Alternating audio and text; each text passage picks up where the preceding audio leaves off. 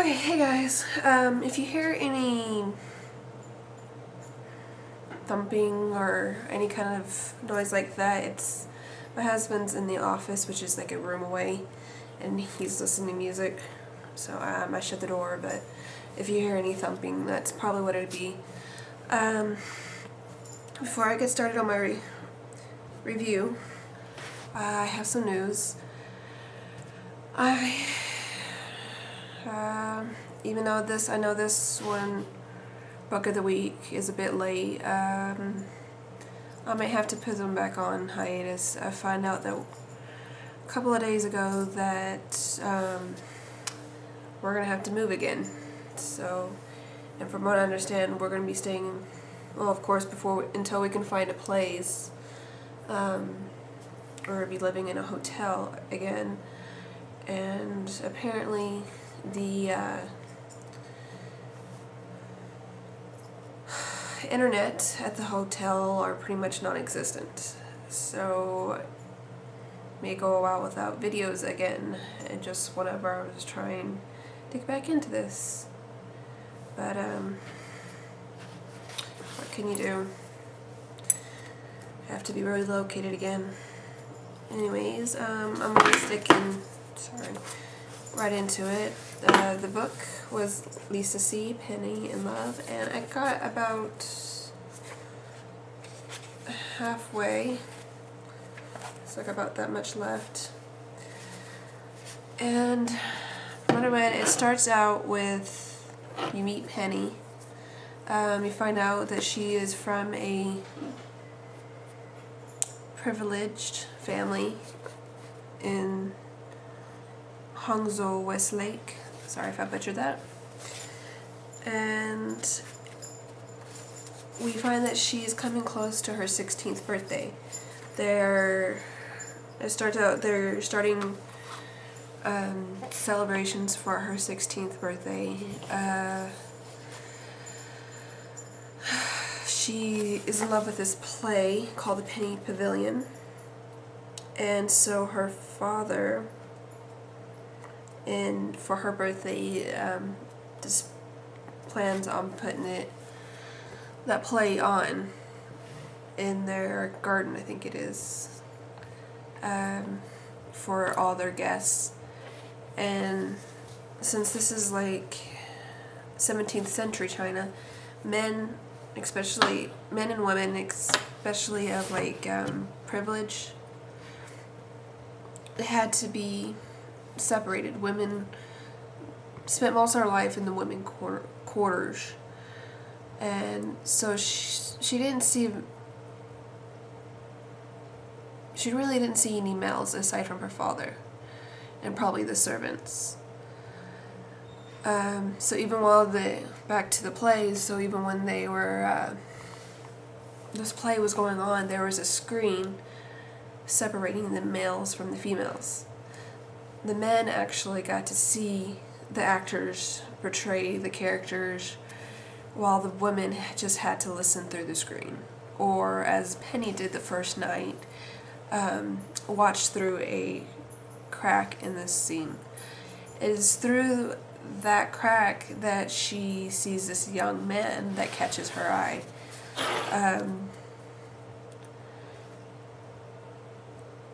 I'm trying to do this without giving too much away.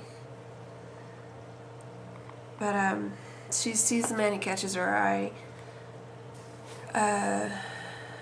But she goes back to paying attention to the play, while in the back of her mind still thinking about the guy, or curious about the guy. It comes to a part in the play where it says she's so overwhelmed that she had to leave.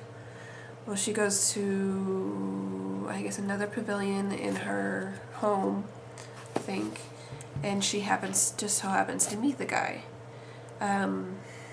They converse for a short while before she says she has to return so no one will worry about her. Let me back up, I think. Well, yeah. He doesn't let her go before he asks her to meet again the next night. She is unsure.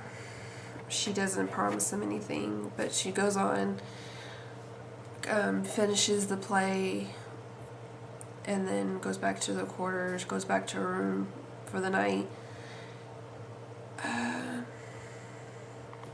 This goes on for a couple days. A couple more days, she does end up meeting the guy again. And they both end up falling in love within those, I think, 3 days. The last day they meet happens to be her 16th birthday. They figure they are no longer they're not gonna be able to see each other again, even though they want to see each other. They in love. They talk about what they converse about the play and what they would do if they were to be married, even though they are both promised to someone else to be married.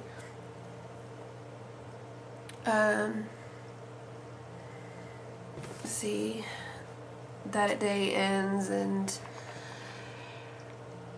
her mother finds that she had snuck out from her soiled lily slippers, and thus pretty much grounding her to her room. Penny then gives into despair that she'll never see her lover again. She obsesses herself with writing. Basically, she just withers away in love sickness.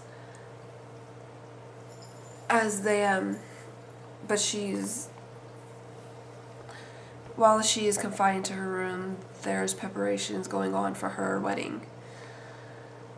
I'm sorry, this is just so unorganized. I'm trying to remember what I've read. This first part ends with her pretty much dying. Her mother doesn't come to see her until it's too late. She's already starting to die because she's not eating.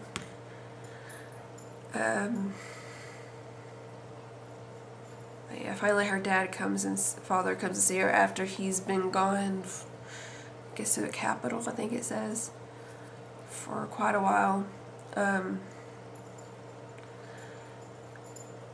What she's thinking, or they're preparing to send her to her husband, they actually send her out into the winter, into the courtyard to die. And it doesn't take her long before she does die. And so the second part is starting her journey into the afterworld. I haven't gotten much into it, but she goes to first few levels. She passes them. Experiences like one, I think, someone going to one of the hells because he didn't live his life right or something. I can't remember. It's been a while. And then I'm trying to remember. She ends up going to the viewing terrace.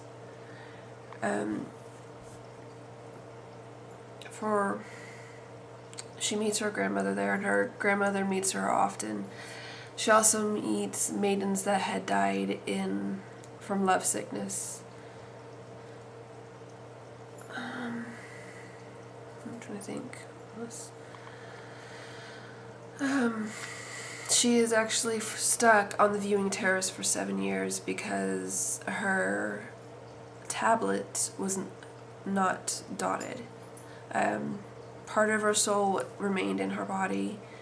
Another was left to wander, and I can't remember where the third one was.